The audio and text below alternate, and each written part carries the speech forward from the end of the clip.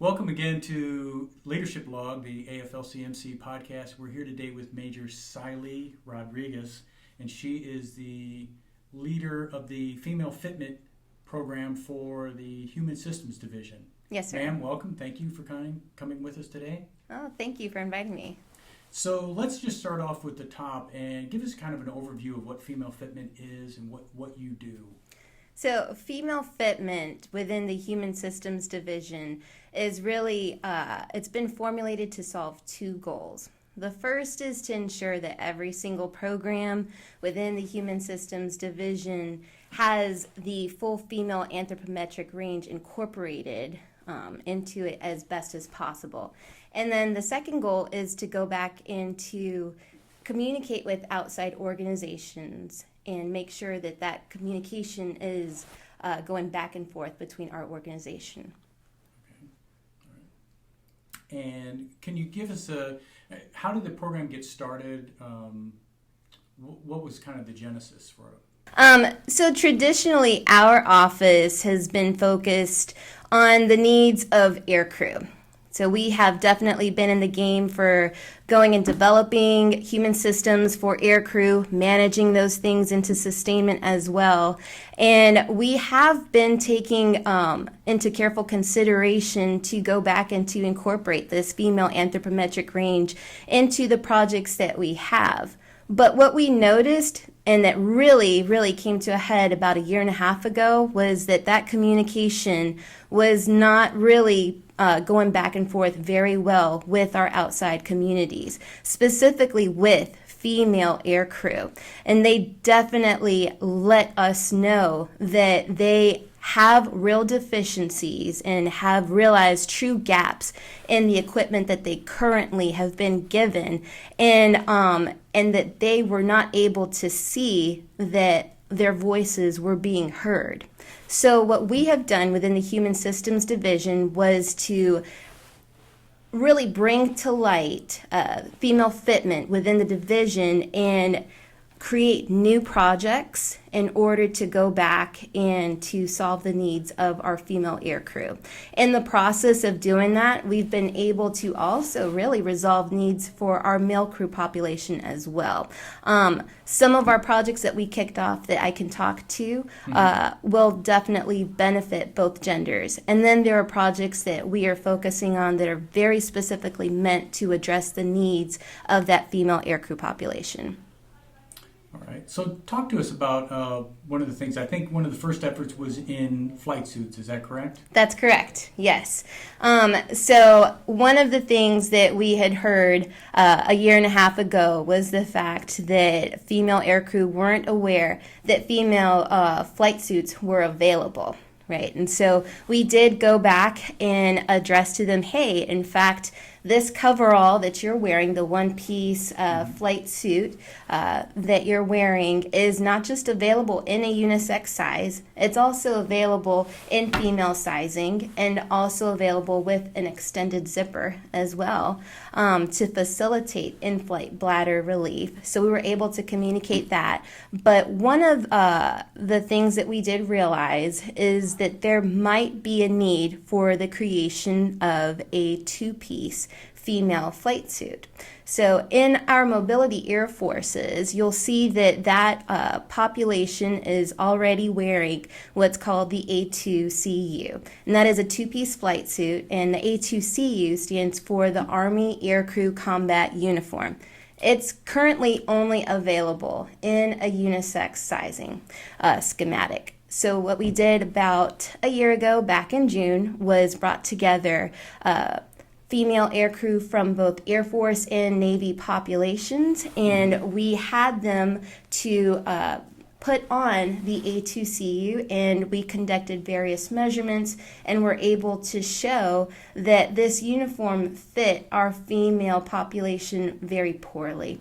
Okay. And so from there, we have devised a different project, which is to go back and create female sizing for the two-piece flight suit for that A2CU. That project right now is going forward, and pending COVID-19 further impacts, we are really projected to go and do initial fit tests for the two-piece flight suit in the female sizing starting this summer. Okay. And how are you going to conduct that fit testing? Are you going to go to different installations or? Right, so the plan is right now to go over to those female-centric bases and to measure that flight suit, the prototypes, onto those female aircrew over at those bases.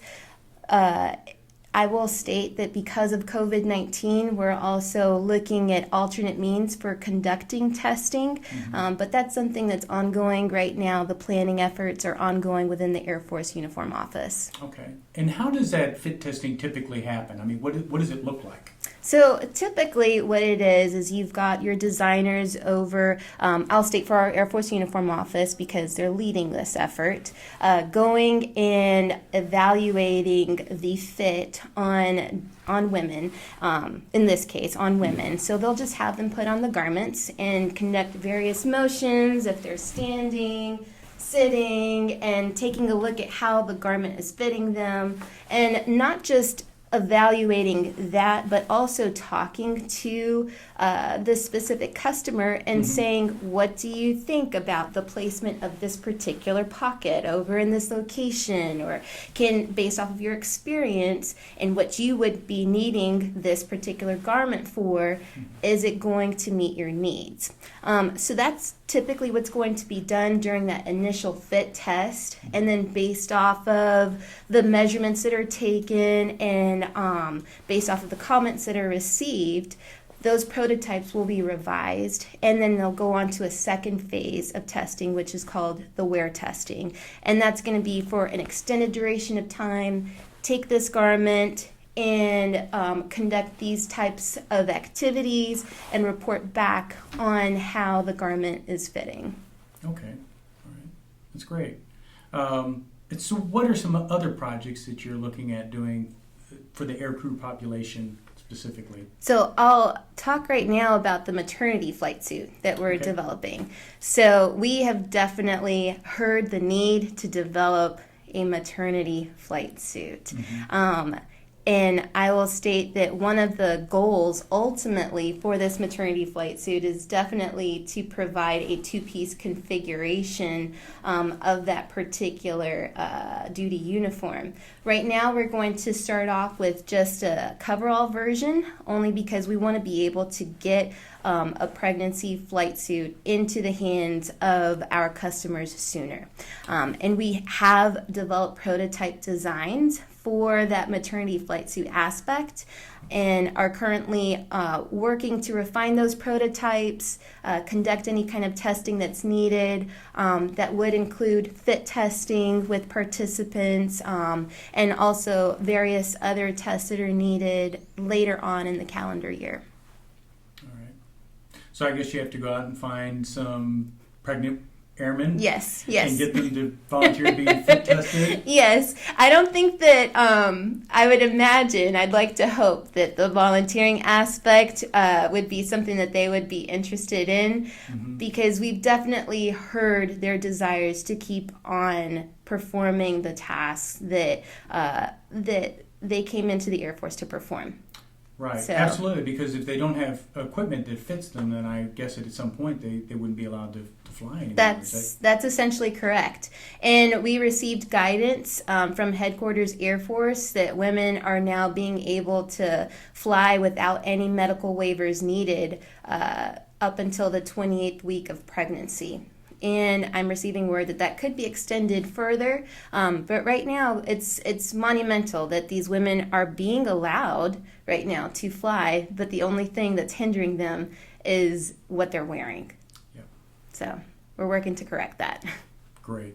Okay. And so let's go on to some other projects. I know bladder control was something that you mentioned earlier. Yes, in-flight bladder relief is a huge deal, especially as aircrew members are being tasked to fly longer and longer durations. We're not talking about a mere couple hours, hold it, you can relieve yourself when you get back on the ground. We're talking 10 or more hours in flight and needing to perform a very essential body function, which can seem so trivial, the fact that you have to go and use a restroom. But it really has been shown to either distract from the mission at hand or just downright, cause very awful things downrange. Mm-hmm. And so what we're doing right now is we have heard the need specifically from women to improve the devices that they have in order to perform in-flight bladder relief. Our goals are to maintain the safety of these aircrew members and also to maintain their health. So currently, aircrew members either have options that will negate one or both of those two main goals.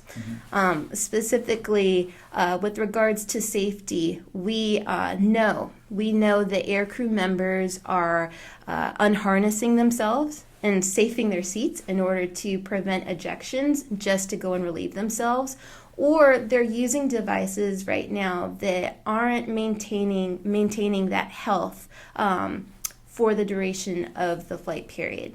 So our efforts right now are to go back and to develop solutions that will meet the needs in those two categories. Mm-hmm. Right now, we have definitely heard the need to develop those solutions for our female aircrew members, but we are also hearing that is definitely a need for men flying in fifth-gen aircraft as well.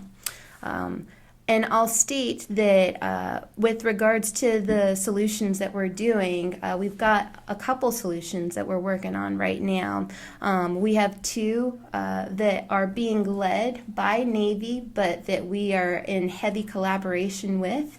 And for those two efforts, we're looking at going into flight testing later on next year. They're at the beginning stages, so they need to go through all sorts of development and testing prior to getting into actual flight tests. But then thereafter, once we see that they've been flight tested and that they've been good, we'll go ahead and issue that safe to fly from our office saying, yep, this device is good to go. And then finally, one last project too with regards to in-flight bladder relief is doing a challenge through AFWorks, and that challenge will kick off this summer.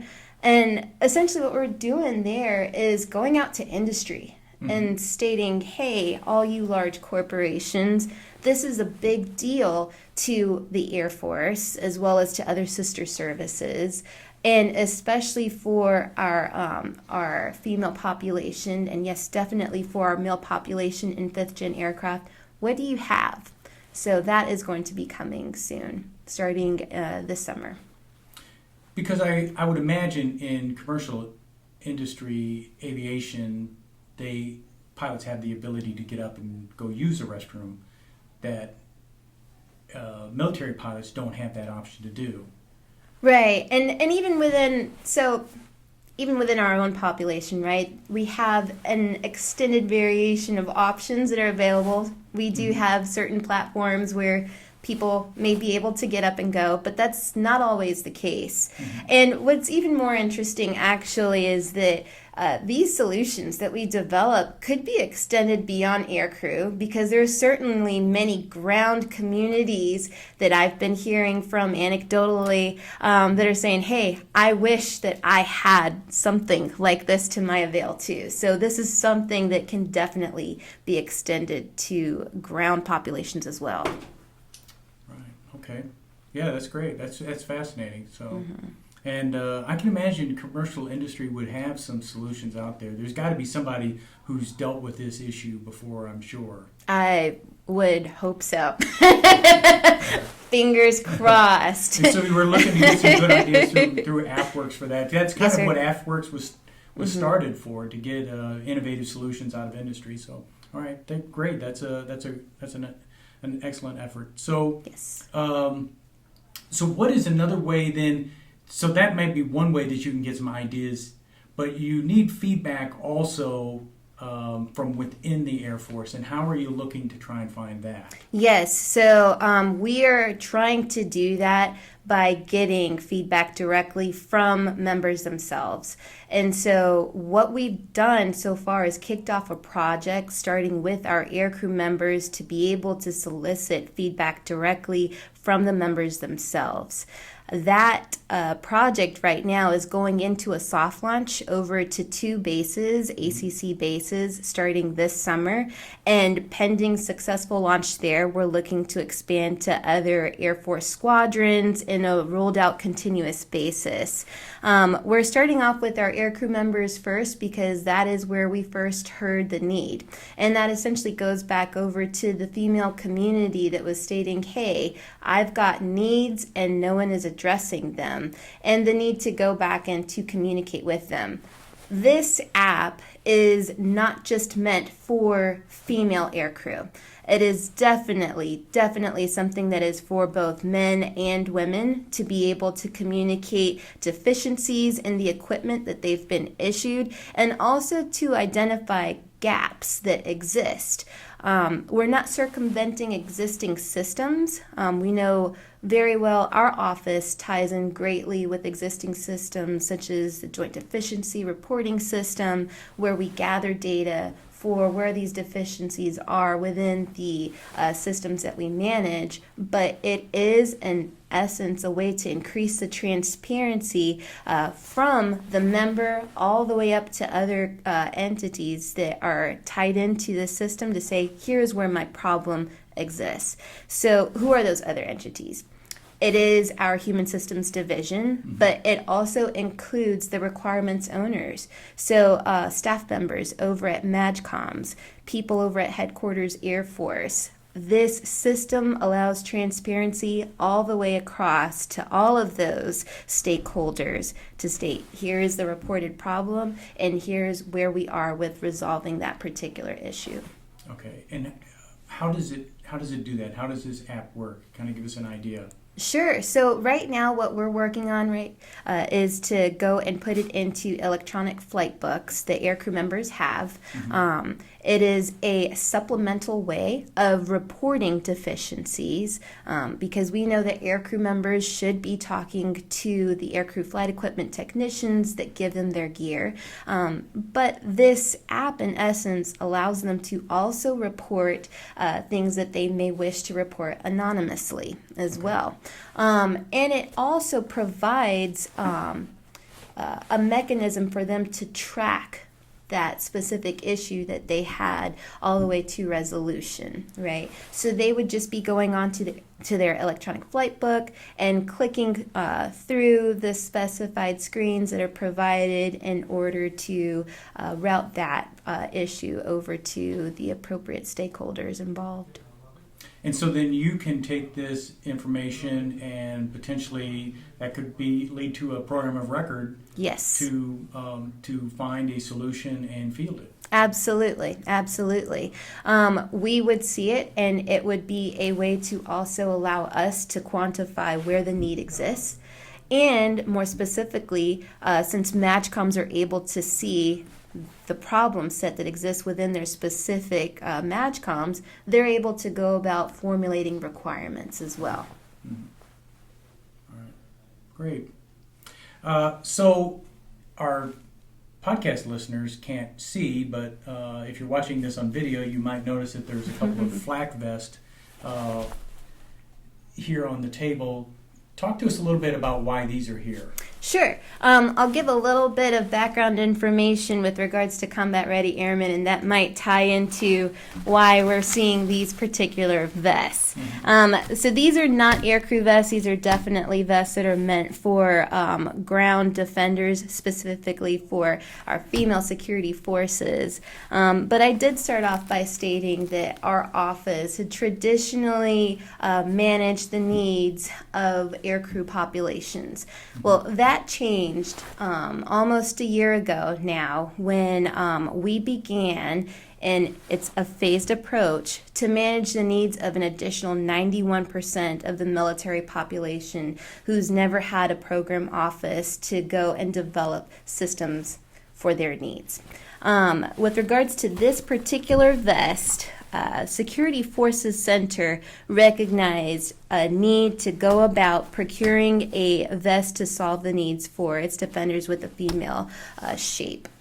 They had conducted research previously to go about and select vests based off of their leadership's request to make sure that all of its defenders were equipped with the greatest possible vest available. Currently, right now, if you were to go over to various military installations, you would see that the defenders are all wearing something different. And in order to resolve the haves and have-nots, there was this mandate that was issued from their leadership to go back and solve that need. There was a government solution identified for the male population, but unfortunately, that same government solution did not show at the time that it could meet the needs of security forces female defenders.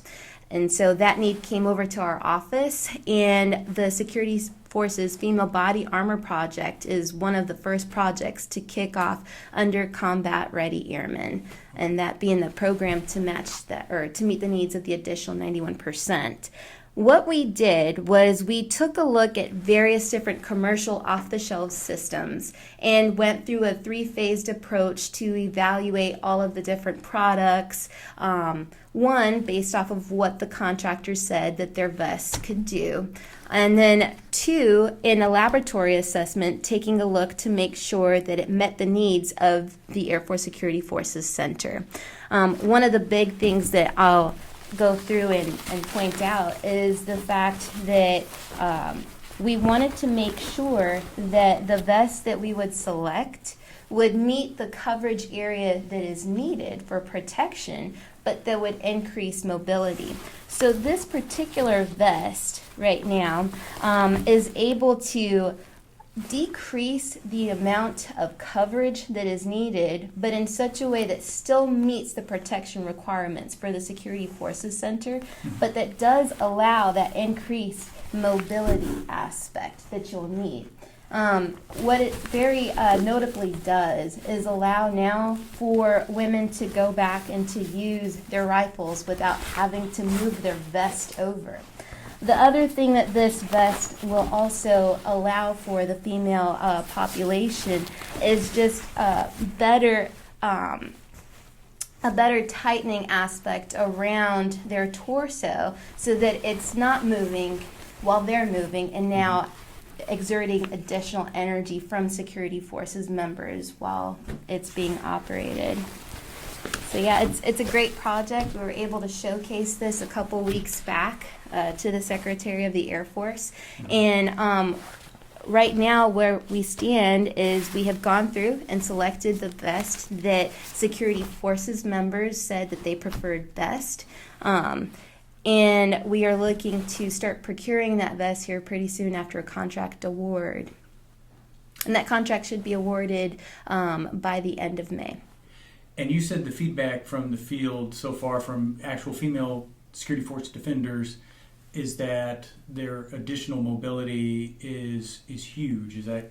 Absolutely. So mobility has increased. Their energy levels are obviously higher as well, just because they're not having to expend energy to control the vest movement. Mm-hmm. And so this is just kind of the tip of the iceberg, like you said. This expands beyond air crews into now 90% of the rest of the Air Force. So what are some other projects that you look for in this area? Are there other things that you're looking at products? Yes, so there will be other projects that will come down the lane. We right now, through Combat Ready Airmen, receive our requirements from AFMC A4, and they are opening the door to other communities in the Air Force, gathering those requirements from them. Once those requirements have been received and they go through a vetting process, they'll come over to the Human Systems Division, and we will begin development to solve those needs. So bottom line, I've heard the story told before where equipment had become a hindrance to people, and that in some instances people weren't able to properly do their jobs because they didn't have the right equipment to do and that's ultimately that's your problem to solve. Yes. Correct? Yes. Give them gear that fits. Give them gear that fits. Okay. Absolutely. All right. Well, ma'am, thank you very much for sitting with us today and telling us a little bit about female fitment. It's really exciting, and it's inspirational to hear that people are dedicated to solving these problems, but also listening to the field and getting feedback about what problems are out there. Thank you for the opportunity. I really appreciated this.